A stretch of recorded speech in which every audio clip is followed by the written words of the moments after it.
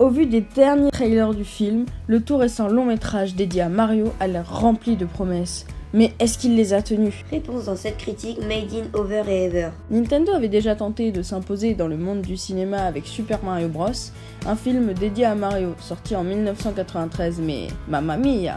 La note sur Allociné atteint à peine la 2e étoile, ce qui nous prouve que c'était pas une grande réussite. Après avoir longuement étudié l'idée, Nintendo est prêt à retenter l'aventure avec un film d'animation, là où son prédécesseur mettait en scène de véritables acteurs avec Bob Hoskins pour Mario. Les différentes bandes annonces nous ont convaincus d'aller le voir en 3D dans les salles obscures, et il est l'heure de donner notre verdict. C'est notre première vidéo sur le cinéma, alors si tu l'aimes, n'hésite pas à la liker et la partager, ou même à t'abonner.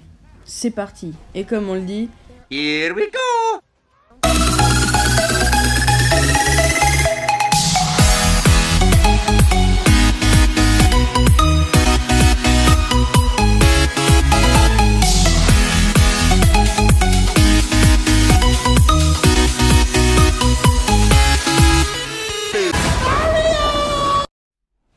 Bon bah pour commencer, je pense qu'on va vous expliquer le pitch du film. le speech.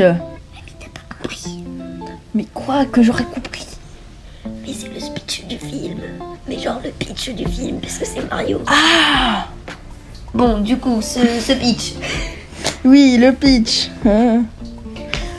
Bah en gros, comme vous le voyez un peu à l'écran, il y a Bowser qui a envahi le royaume des pingouins pour aller chercher une méga étoile. Et grâce à cette méga étoile, il veut pas envahir que le royaume des pingouins, il veut tout envahir, toujours plus pour Bowser. Ouais, Bowser il veut dominer le monde avec Peach. Ah. Il veut se marier avec Ok. Peach. Et pour ça, il va envahir le royaume champignon. Mais avant ça, il s'attaque à plusieurs autres royaumes, comme par exemple celui des pingouins. Et en attendant, il y a Peach qui va recruter Mario qui a perdu son frère Luigi et qui est à sa recherche, sachant que Luigi a été capturé par Bowser. C'est bon. D'ailleurs, juste un truc. Au début, c'est la vie normale, genre. Ils sont plombiers normaux. Ouais. Ça, c'est un peu étonnant pour le coup. C'est pas trop en raccord avec le monde de Mario, quoi. Donc on y reviendra plus tard dans notre critique, mais ça nous a un peu étonné. D'ailleurs, au niveau de l'histoire, c'est assez basique. Ouais. C'est déjà rien que l'idée en soi, c'est Bowser qui envahit des royaumes pour se marier avec Peach. C'est un peu du déjà vu, mais ça marche bien grâce à toutes les références, les clins d'œil et surtout la beauté et la qualité des décors et des animations d'illumination Surtout en 3D, ça rend bien. qui sont vraiment ultra bien travaillés, je trouve.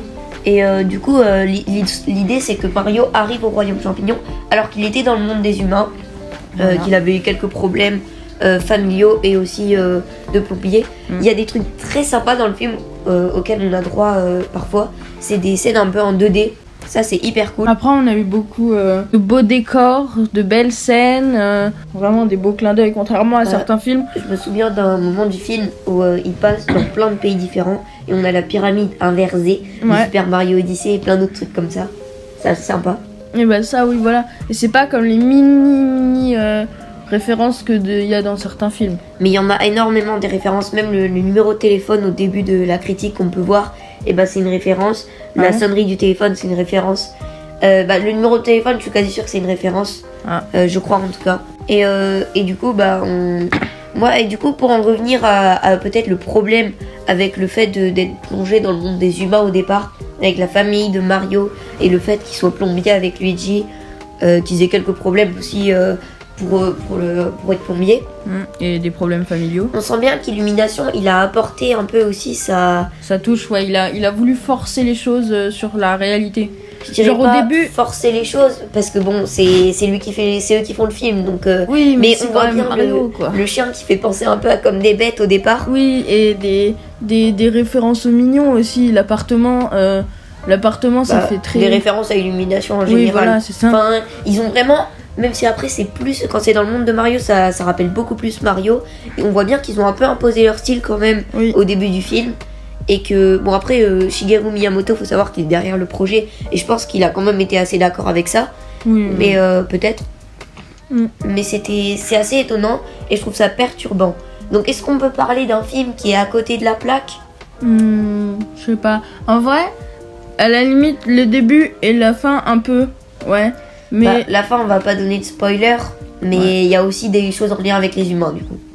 Mais en tout cas, ouais, le début et la fin ne sont pas... sont un peu à côté de la plaque, ouais. Du coup, bah, sur ce point-là, c'est peut-être un peu dommage. J'aurais préféré qu'on soit à fond dans l'univers Mario, Ouais. un peu comme si c'était un univers déjà en place, avec des héros et des trucs comme ça, au lieu qu'ils reprennent, enfin qu'ils aillent aux origines. Bah oui, Moi, parce je trouve que...